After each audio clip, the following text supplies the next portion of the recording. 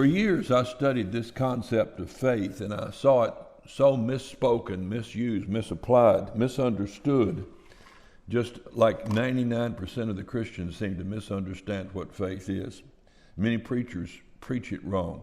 So I wrote this book, Faith, More Than You Think. I'm going to read a chapter to you out of this faith book. It's actually got 65 Bible stories in it and some personal stories toward the end. But this is the story of Enoch, the 10th chapter in the book. So you're going to find this fascinating about faith. Enoch was born just 622 years after creation, the 6th generation from Adam. He was father of Methuselah, who lived to be 969 years old, the oldest man who ever lived.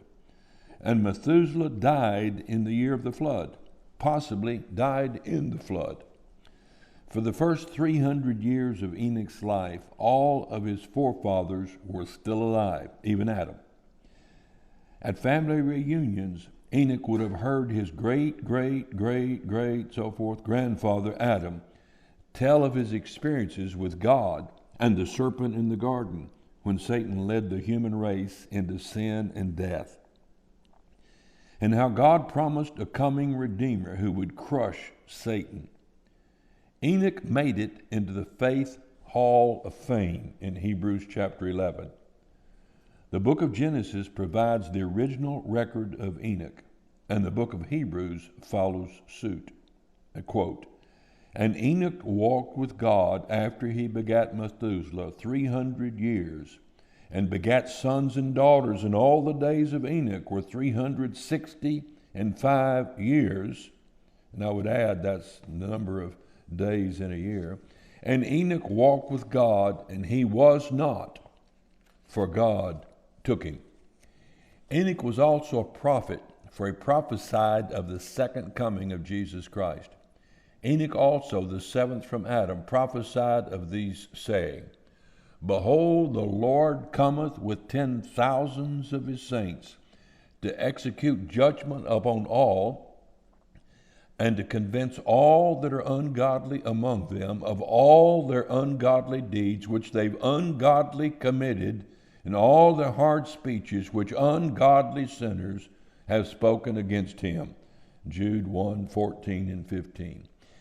It seems Enoch had a strong aversion to ungodliness. Enoch pleased God so much that God raptured him to heaven. Quote, "By faith Enoch was translated that he should not see death, and was not found because God had translated him. For before his translation he had this testimony, that he pleased God. Without faith it's impossible to please him. For he that cometh to God must believe that he is, and that he is a rewarder of them that diligently seek him." Hebrews 11:5 and 6. Enoch pleased God, a man living in a primitive time when there was no scriptures, no commandments, no God-ordained worship, was able to please God. That primitive man Enoch had faith in God. That primitive man Enoch had faith in God in accord with the dictates of his own conscience. How could an unregenerate man act in such a way as to actually please God? That contradicts all Reformed Calvinist theology. But of course it would. There's a popular trend to suppose that salvation by faith is limited to only New Testament persons. Far from it. Hebrews 11 provides us with a sampling of the many Old Testament and pre-Testament characters who were justified by faith in God, not belief in God, but faith in God. Several things are worthy of note in the text. That Enoch pleased God tells us a lot about human culture in that early era of man. It tells us that people believed in God and desired to please him. It tells us that Enoch made choices that caused everyone to know that he was more concerned with pleasing God than pursuing selfish ends, faith and works. It also tells us that there was a general understanding as to what pleases God and what doesn't. The human race shared a common understanding of good and evil. That's common law. Enoch's testimony was not his own words proclaiming his religious experience. His life testified to his desire to please God. Quote, "Show me thy faith without thy works, and I'll show thee my faith by my works." James 2:18. Everyone who knew Enoch knew him as a man who pleased God.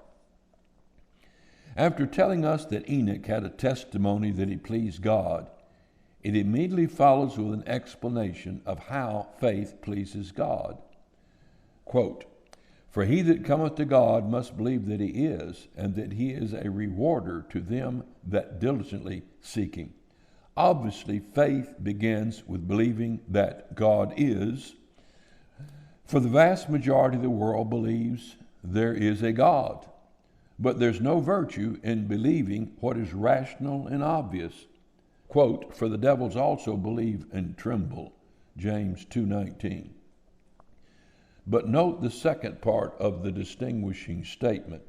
Faith is believing, quote, "that he is a rewarder of them that diligently seek him." That is the essence of faith. To believe God is not indifferent. He is not far away. He's not arbitrary. He'll not do us evil. He rewards those who diligently seek him. Thus we saw Eve's failing.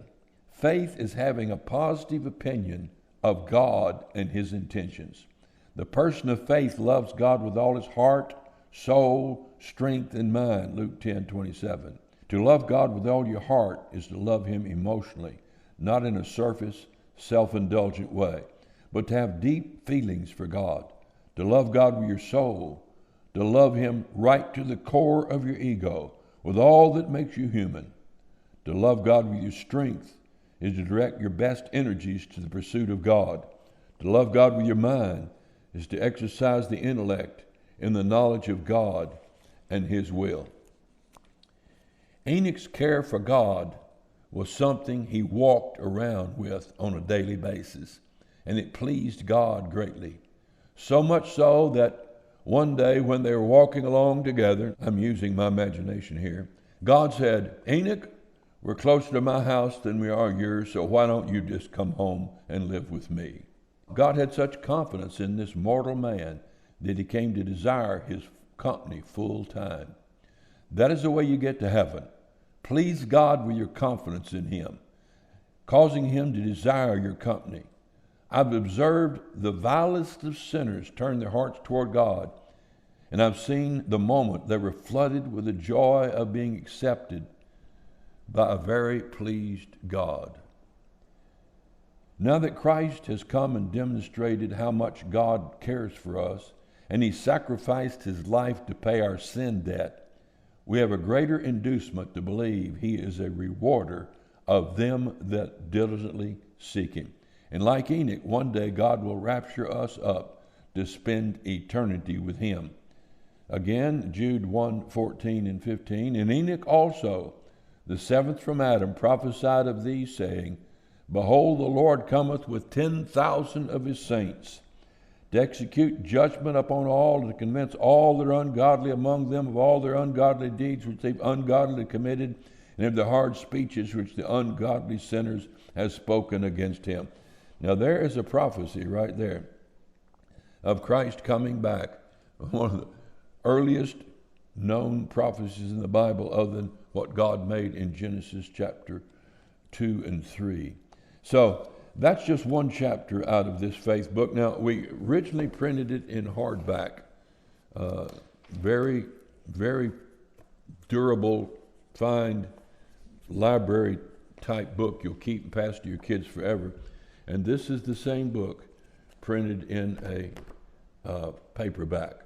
So I suggest you get that and read it. It's a bunch of stories short like that, most of them. And you can sit it beside your toilet and read one a day if you're like me. Kids love it. Read it to your kids. They think it's grand. A good time to provoke a discussion with them and take it a little further.